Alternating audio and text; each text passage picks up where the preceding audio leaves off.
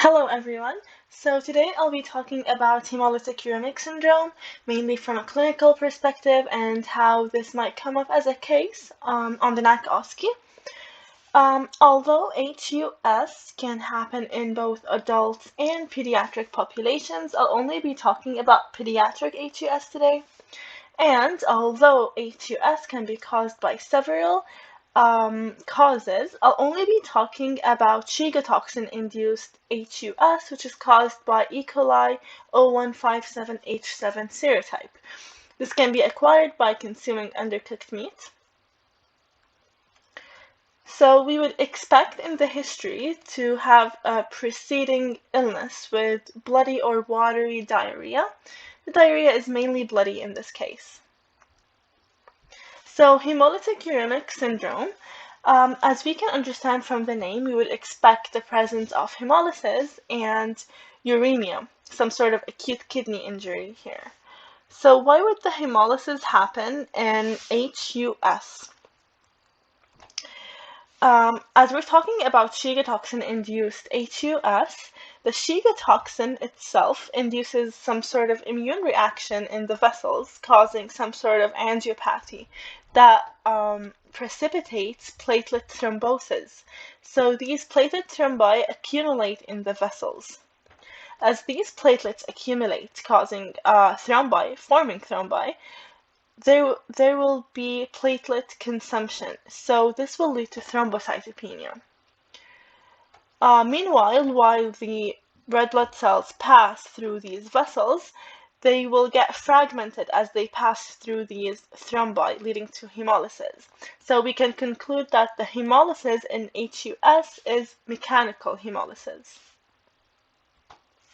So intraluminal platelet thrombosis from the toxin and the immune reaction will lead to platelet consumption leading to thrombocytopenia, as well as microangiopathic hemolytic anemia, which is hemolytic anemia resulting from a pathology in the blood vessels, here caused by the Shiga toxin, leading to hemolysis and all the sequelae of hemolysis. So HUS is characterized by the triad of hemolytic anemia, thrombocytopenia, and acute kidney injury. The acute kidney injury here is mainly caused by dehydration, but it can also be caused by direct injury to the glomeruli by the Shiga toxin itself.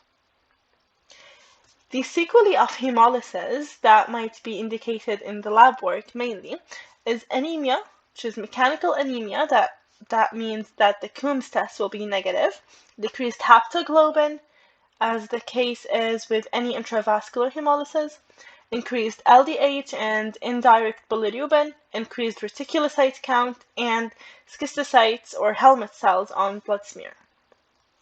In the history, we would expect to have a preceding bloody diarrhea from the E. coli infection, or we can also expect like a history of consumption of undercooked meat. Dehydration as well from the diarrhea, purpura or petechiae. The parents might describe a rash that their child has been complaining of, or that they've noticed it on their child. We can also expect some gross hematuria and peripheral edema. Differential diagnoses are DIC, TTP, which is thrombotic thrombocytopenic purpura, which can be distinguished by the presence of neurological symptoms and fever, although fever might be present in HUS, but it is less classic. Other differentials are vasculitis and post-strep glomerulonephritis. On physical exam, starting with general appearance, the patient might be pale from the dehydration. Also vital signs, we can expect an increased blood pressure from the acute kidney injury. Fever might be present as well. Also signs of dehydration, abdominal tenderness, peripheral edema, petechiae, and purpura.